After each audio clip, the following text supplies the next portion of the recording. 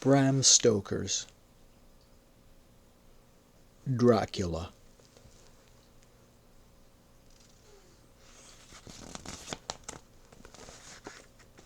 How these papers have been placed in sequence will be made manifest in the reading of them. All needless matters have been eliminated, so that a history almost at variance with the possibilities of later-day belief may stand forth as simple fact. There is throughout no statement of past things wherein memory may err, for all the records chosen are exactly contemporary, given from the standpoints and within the range of knowledge of those who made them.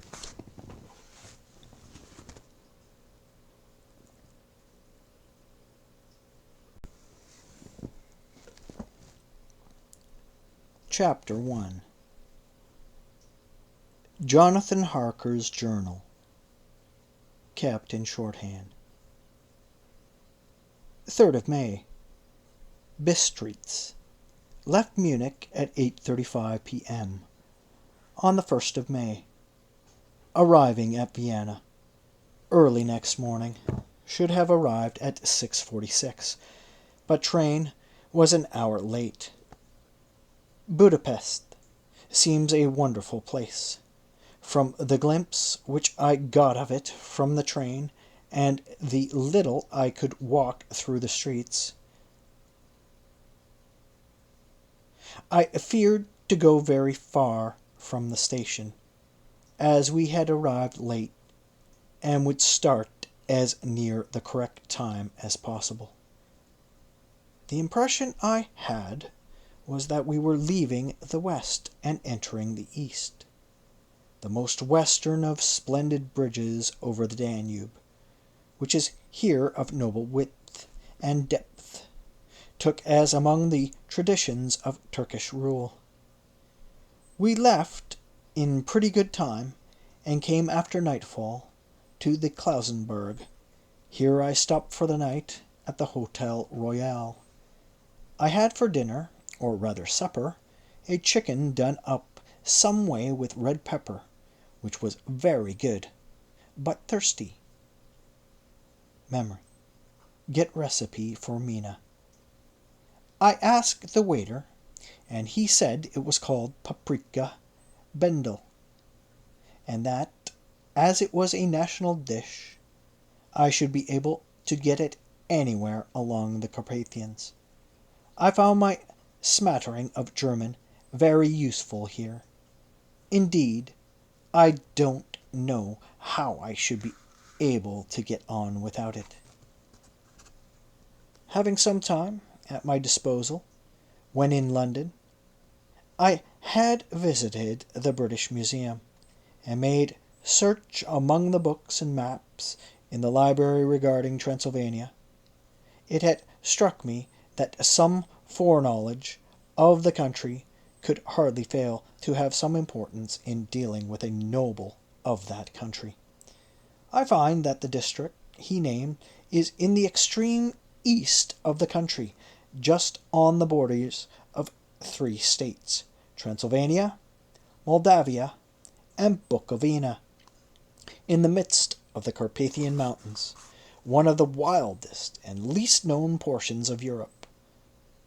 I was not able to lighten on any map or work given the exact locality of the Castle Dracula, as there are no maps of this country as yet to compare with our own Ordnance Survey maps, but I found that Bistritz, the post town named by Count Dracula, is a fairly well-known place.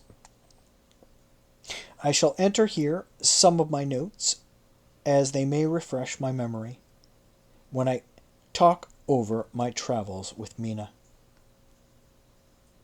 In the population of Transylvania, there are 4 distinct nationalities: Saxons in the south, and mixed with them the Wallachs, who are the descendants of the Dacians;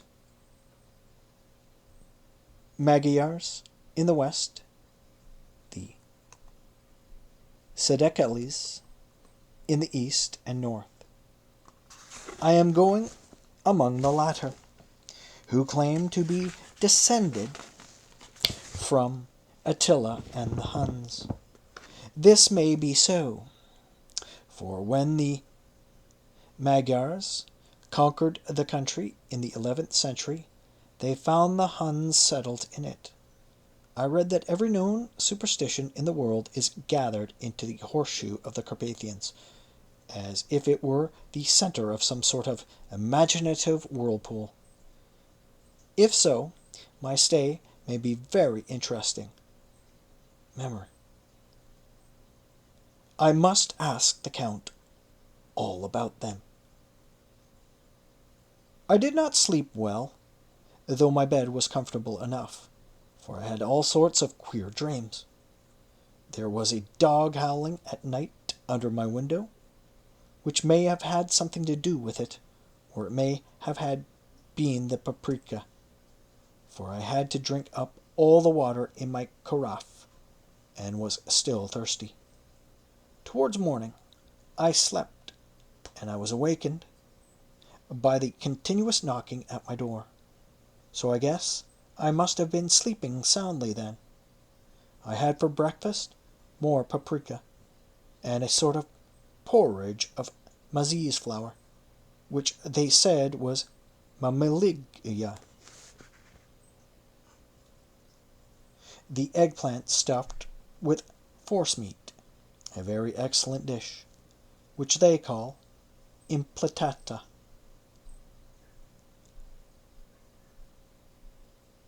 Memory. Get recipe for this also. I had to hurry breakfast, for the train started a little before 8, or rather it ought to have done so, for after rushing to the station at 7:30, I had to sit in the carriage for more than an hour before we began to move. It seems to me that the further east you go, the more unpunctual are the trains. What ought they to be in China? All day long we seemed to dawdle through a country which was full of beauty of every kind. Sometimes we saw little towns or castles on the top of steep hills, such as we see in old missals. Sometimes we ran by rivers and streams, which seemed from the wide stony margin on each side of them to be subject to great floods. It takes a lot of water, and running strong, to sweep the outside edge of a river clear. At every station there were groups of people, sometimes crowds, and in all sorts of attire. Some of them were just like the peasants at the home of those I saw coming through France and Germany, with short jackets and round hats and homemade trousers, but others were very picturesque. The women looked pretty, except when you got near them, but they were very clumsy about the waist. They had all full white sleeves of some kind or other, and most of them had big belts with a lot of strips of something fluttering from them, like the dresses in a ballet, but of course petticoats under them. The strangest figures we saw were the Slovaks, who are more barbarian than the rest, with their big cowboy hats, great baggy dirty white trousers, white linen shirts, and enormous heavy leather belts, nearly a foot wide, all studded over with brass nails. They wore high boots with their trousers tucked into them, and had long black hair and heavy black mustaches. They are very picturesque, but do not look prepossessing. On the stage they would be set down at once as some old Oriental band of brigands. They are, however, I am told, very harmless and rather wanting in natural self-assertion. It was on the dark side of twilight when we got to Bistrix, which is a very interesting old place, being practically on the frontier, for the Borgo Pass leads from it into Bukovina. It has had a very stormy existence, and it certainly shows marks of it. 50 years ago, a series of great fires took place, which made terrible havoc on 5 separate occasions.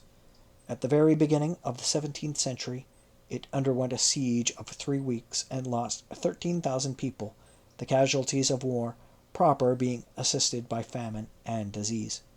Count Dracula had directed me to go to the Golden Crone Hotel, which I found, to my great delight, to be thoroughly old-fashioned, for of course I wanted to see all I could of the ways of the country.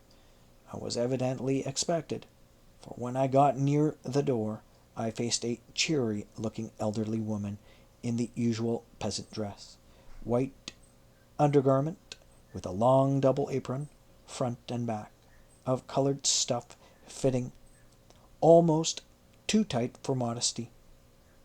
When I came close, she bowed and said, "The Herr Englishman." "Yes," I said, "Jonathan Harker." She smiled, and gave some message to an elderly man in white shirt sleeves, who had followed her to the door. He went, but immediately returned with a letter.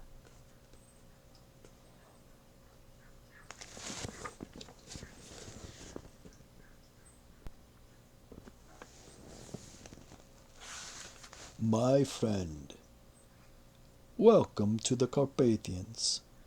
I am anxiously expecting you. Sleep well tonight.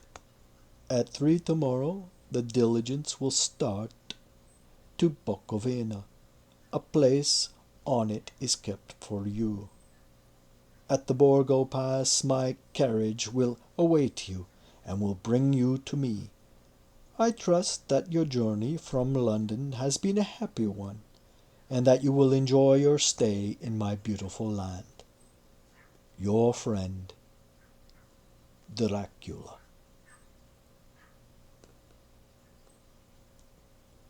May 4th. I found that my landlord had got a letter from the Count, directing him to secure the best place on the coach for me. But on making inquiries as to details, he seemed somewhat reticent, and pretended that he could not understand my German. This could not be true, because up to then he had understood it perfectly. At least he answered my questions exactly as if he did. He and his wife, the old lady who had received me, looked at each other in a frightened sort of way. He mumbled out that the money had been sent in a letter, and that was all he knew. When I asked him if he knew Count Dracula, and could tell me anything of his castle, both he and his wife crossed themselves, and saying that they knew nothing at all, simply refused to speak further.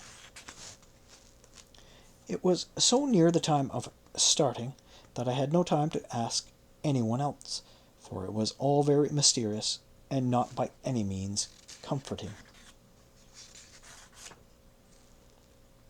Just before I was leaving, the old lady came up to my room and said in a very hysterical way, "Must you go? Oh, young heir, must you go?" She was in such an excited state that she seemed to have lost her grip of what German she knew, and mixed it all up with some other language which I did not know at all. I was just able to follow her by asking many questions. When I told her that I must go at once, and that I was engaged on important business, she asked again, "Do you know what day it is?" I answered that it was the 4th of May. She shook her head as she said again, "Do you know what day it is?" I answered that it was the 4th of May. She shook her head as she said again, "Oh yes, I know that, but do you know what day it is?" On my saying that I did not understand, she went on,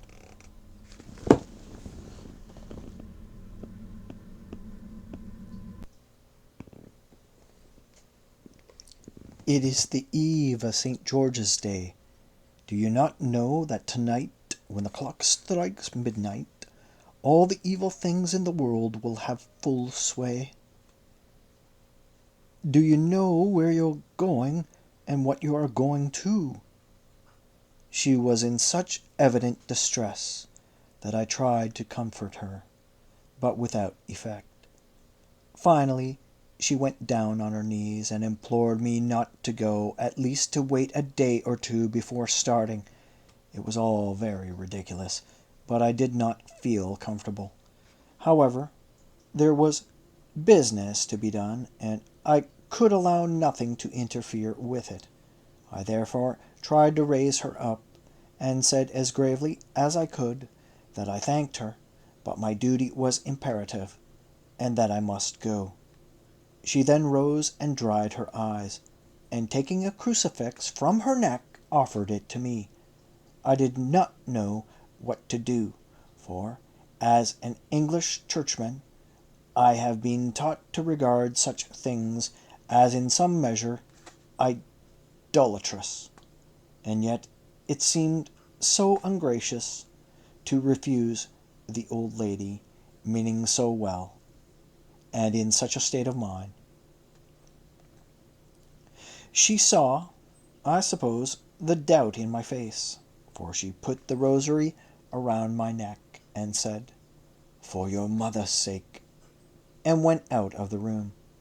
I am writing up this part of the diary whilst I am waiting for the coach, which is of course late, and the crucifix is still round my neck. Whether it is the old lady's fear, I do not know, but I am not feeling nearly as easy in my mind as usual. If this book should ever reach Mina before I do, let it bring my goodbye. Here comes the coach. 5th of May. The Castle. The grey of the morning has passed, and the sun is high over the distant horizon, which seems jagged. Whether with trees or hills, I know not, for it is so far off that big things and little are mixed. I am not sleepy, and as I am not to be called till I awake, naturally I write till sleep comes. There are many odd things to put down, and lest who reads them may fancy that I dined too well before I left Bistris, let me put down my dinner exactly. I dined on what they call robber steak, bits of bacon, onion, and beef seasoned with red pepper, and strung on sticks and roasted over the fire, in the simple style of the London cat's meat. The wine was golden Mediasque, which produces a queer sting on the tongue, which is, however, not disagreeable. I had only a couple of glasses of this and nothing else. When I got on the coach, the driver had not taken his seat, and I saw him talking with the landlady. They were evidently talking of me, for every now and then they looked at me, and some of the people who were sitting on the bench outside the door, which they call by a name meaning word-bearer, came and listened, and then looked at me, most of them pityingly. I could hear a lot of words often repeated, queer words, for there were many nationalities in the crowd, so I quietly got my polyglot dictionary from my bag and looked them out. I must say they were not cheering to me, for amongst them were Ordog, Satan, Pokal, Hell, Stregoica, Witch, Vrulak, and Vreloslak, both of which mean the same thing, one being Slovak and the other Servian, for something that is either werewolf or vampire. Memory. I must ask the Count about these superstitions. When we were started, the crowd runned the inn door, which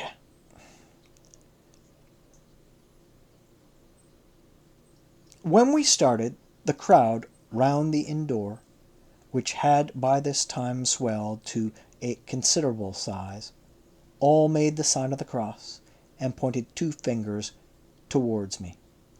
With some difficulty, I got a fellow passenger to tell me what they meant. He would not answer at first, but on learning that I was English, he explained that it was a charm or a guard against the evil eye. This was not pleasant for me, just starting for an unknown place to meet an unknown man, but everyone seemed so kind-hearted and so sorrowful and so sympathetic that I could not but be touched. I shall never forget the last glimpse which I had of the inn-yard and its crowd of picturesque figures all crossing themselves as they stood round the wide archway with its background of rich foliage of oleander and orange trees in green tubs, clustered in the centre of the yard. Then our driver, whose wide linen drawers covered the whole front of the box seat, Gutsa, they called them, cracked his whip over his 4 small horses, which ran abreast, and we set off on our journey. I soon lost sight and recollection of ghostly fears in the beauty of the scene as we drove along, although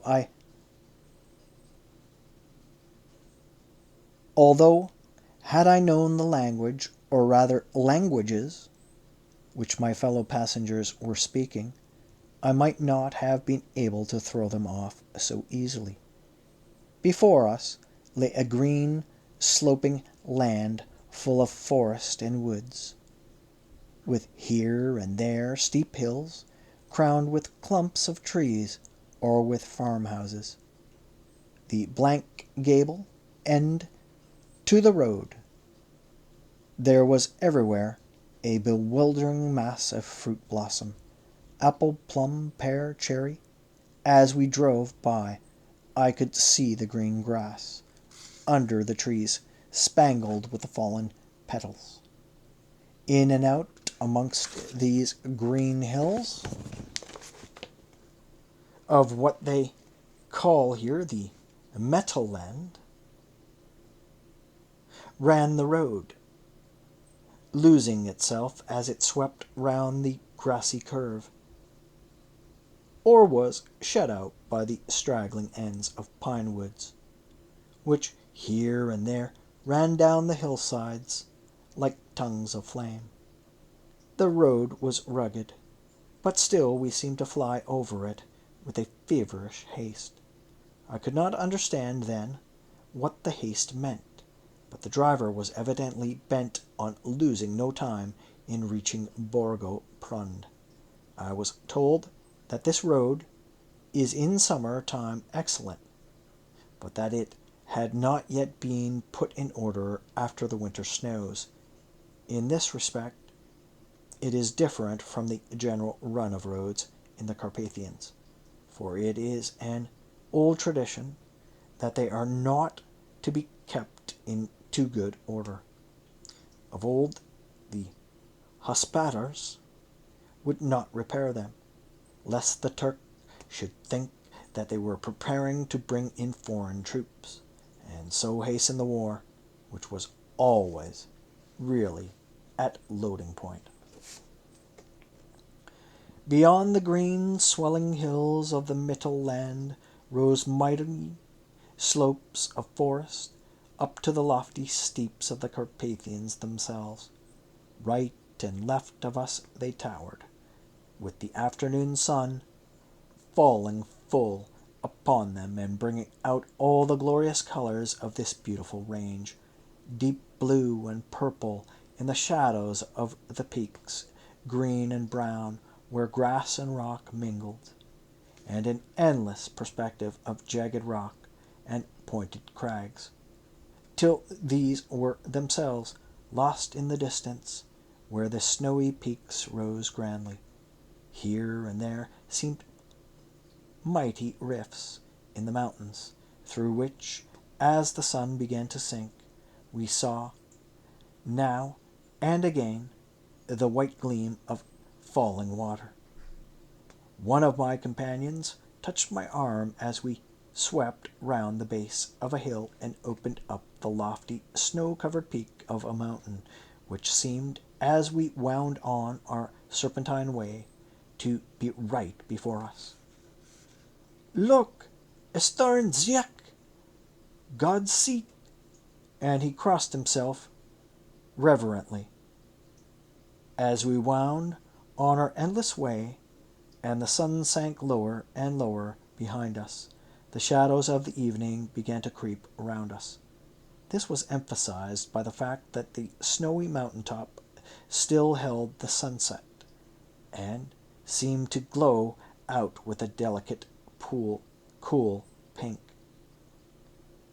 Here and there we passed Syzoks and Slovaks, all in picturesque attire, but I noticed that Gotri was painfully prevalent. By the roadside were many crosses, and as we swept by, my companions all crossed themselves. Here and there was a peasant man or woman kneeling before a shrine, who did not even turn round as we approached, but seemed, in the self-surrender of devotion, to have neither eyes nor ears for the outer world. There were many things new to me. For instance, hayricks in the trees, and here and there very beautiful masses of weeping birch, their white stems shining like silver through the delicate green of the leaves. Now and again we passed a litter wagon, the ordinary peasant's cart, with its long snake-like vertebra, calculated to suit the inequalities of the road. On this were sure to be seated quite a group of home-coming peasants, the Czechs with their white, and the Slovaks with their colored sheepskins, the latter carrying lance-fashion their long staves with axe at end.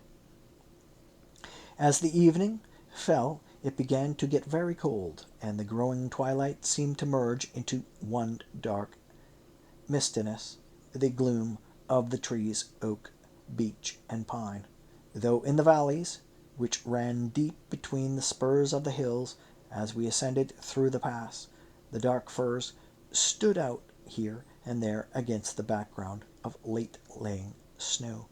Sometimes, as the road was cut through the pine woods, that seemed in the darkness to be closing down upon us, great masses of grayness, which here and there bestrewed the trees, produced a peculiarly weird and solemn effect, which carried on the thoughts and grim fancies engendered earlier in the evening, when the falling sunset threw into strange relief the ghost-like clouds which amongst the Carpathians seemed to wind ceaselessly through the valleys. Sometimes the hills were so steep that despite our driver's haste the horses could only go slowly.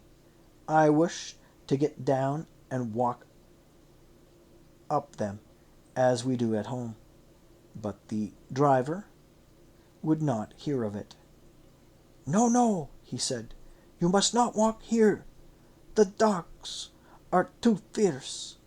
And then he added, with what he evidently meant for grim pleasantry, for he looked round to catch the approving smile of the rest, "and you may have enough of such matters before you go to sleep." The only stop he would make was a moment's pause to light his lamps. When it grew dark, there seemed to be some excitement amongst the passengers, and they kept speaking to him, one after the other, as though urging him to further speed. He lashed the horses unmercifully with his long whip, and with wild cries of encouragement urged them on to further exertions.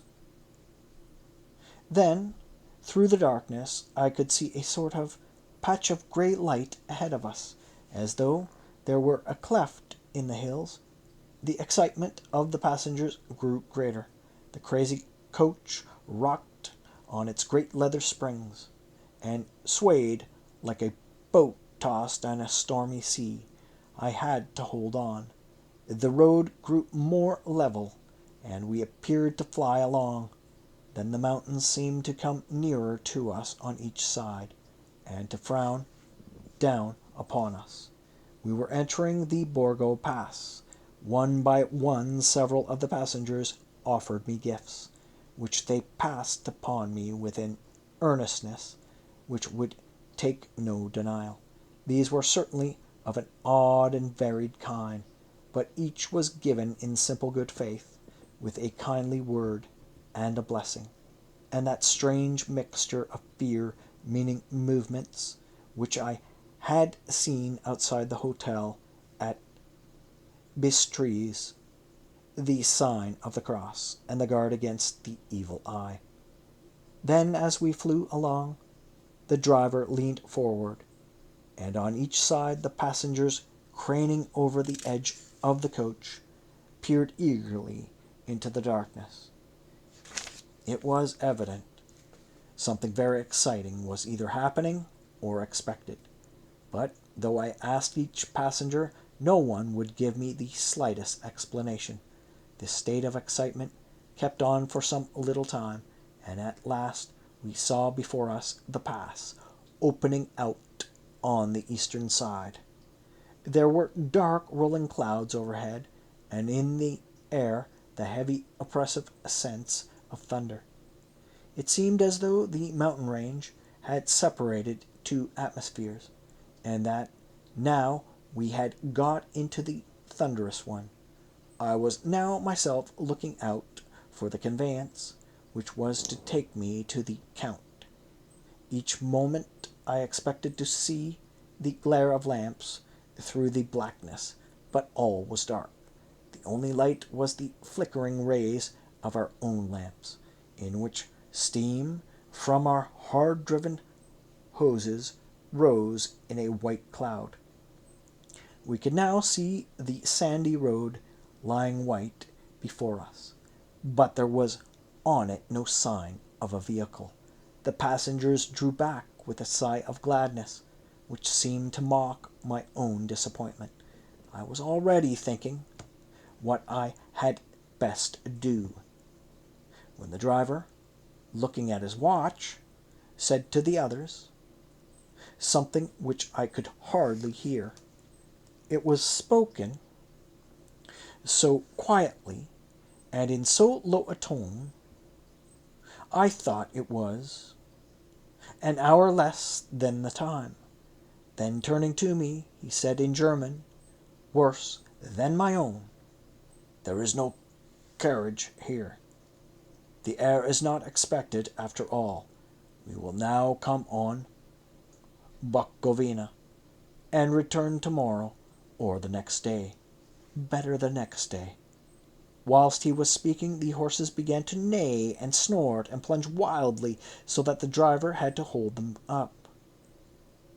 Then, amongst a chorus of screams from the peasants and the universal crossing of themselves, a calicque with 4 horses drove up behind us, overtook us, and drew up beside the coach. I could see from the flash of our lamps, as the ray fell on them, that the horses were coal-black and splendid animals. They were driven by a tall man with a long brown beard and a great black hat, which seemed to hide his face from us. I could only see the gleam of a pair of very bright eyes, which seemed red in the lamplight, as he turned to us. He said to the driver, "You are early tonight, my friend." The man stammered in reply, The English air was in a hurry, to which the stranger replied, "That is why, I suppose, you wished him to go on to Bukovina. You cannot deceive me, my friend. I know too much, and my horses are swift." As he spoke, he smiled, and the lamplight fell on a hard-looking mouth, with very red lips, and sharp-looking teeth, as white as ivory. One of my companions whispered to another the line from Burger's Lenora. Den die Toten rieten schnell.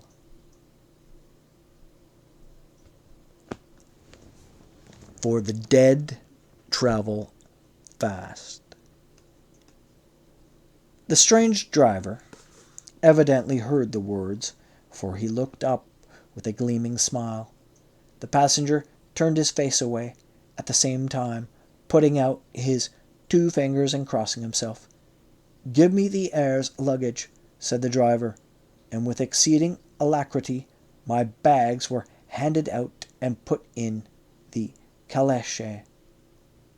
Then I descended from the side of the coach, as the caleche was close alongside, the driver helping me with a hand which caught my arm in a grip of steel. His strength must have been prodigious.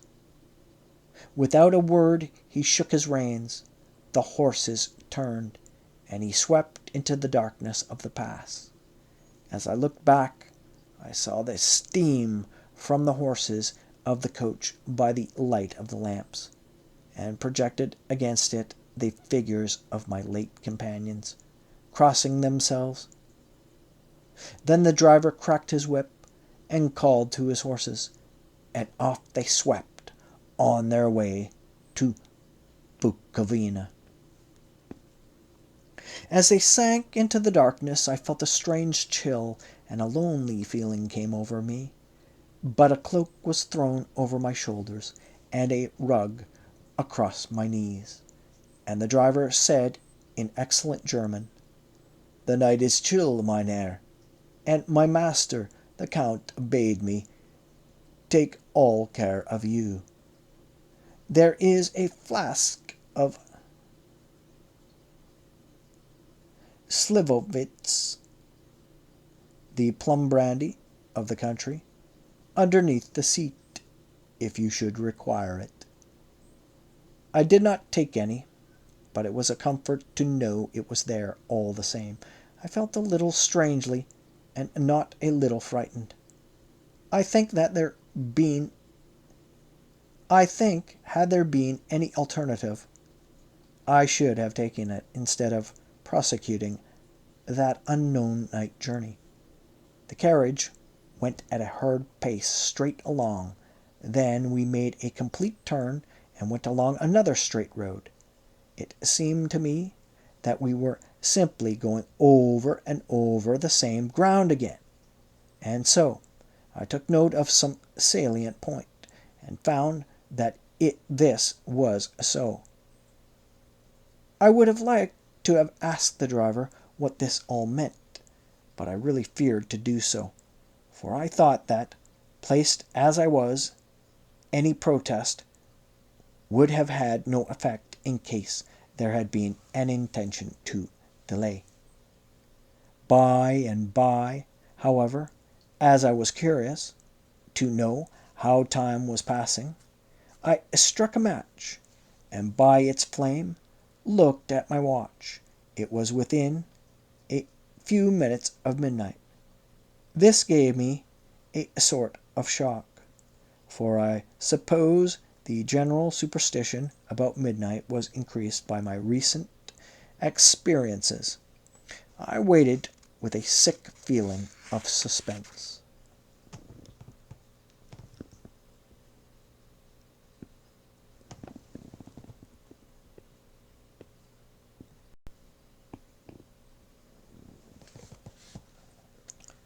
Then a dog began to howl somewhere in a farmhouse far down the road, a long agonized wailing, as if from fear. The sound was taken up by another dog, and then another, and another, till borne on the wind, which now sighed softly through the pass, a wild howling began, which seemed to come from all over the country, as far as the imagination could grasp it through the gloom of the night. At the first howl, the horses began to strain and rear, but the driver spoke to them soothingly, and they quieted down, but shivered and sweated as though after a runaway from sudden fright. Then far off in the distance, from the mountains on each side of us, began a louder and sharper howling, that of wolves, which affected both the horses and myself in the same way, for I was minded to jump from the calash and run, whilst they reared again and plunged madly, so that the driver had to use all his great strength to keep them from bolting. In a few minutes, however, my own ears got accustomed to the sound, and the horses so far became quiet that the driver was able to descend and to stand before them. He petted and soothed them, and whispered something in their ears, as I have heard of horse tamers doing, and with extraordinary effect, for under his caresses they became quiet, manageable again, though they still trembled. The driver again took his seat, and shaking his reins, started off at a great pace.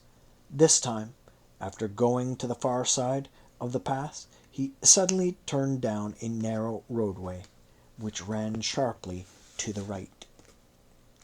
Soon we were hemmed in with trees, which in places arched right over the roadway till we passed as through a tunnel, and again great frowning rocks guarded us boldly on either side. Though we were in shelter, we could hear the rising wind, for it moaned and whistled through the rocks, and the branches of the trees crashed together as we swept along. It grew colder and colder still, and fine, powdery snow began to fall, so that soon we and all around us were covered with a white blanket. The keen wind still carried the howling of the dogs, though this grew fainter as we went on our way. The baying of the wolves sounded nearer and nearer, as though they were closing round on us from every side. I grew dreadfully afraid, and the horses shared my fear, but the driver was not in the least disturbed. He kept turning his head to the left and right, but I could not see anything through the darkness. Suddenly, away on our left, I saw a faint flickering blue flame. The driver saw it at the same moment. He at once checked the horses and jumped to the ground, disappearing into the darkness. I did not know what to do, the less as the howling of the wolves grew closer, but while I wondered, the driver suddenly appeared again, and without a word took his seat, and we resumed our journey. I think I must have fallen asleep and kept dreaming of the incident, for it seemed to be repeated endlessly, and now, looking back, it is like a sort of awful nightmare. Once the flame appeared so near the road that even in the darkness around us I could watch the driver's motions. He went rapidly to where the blue flame arose. It must have been very faint, for it did not seem to illumine the place around it at all. The gathering, a few stones,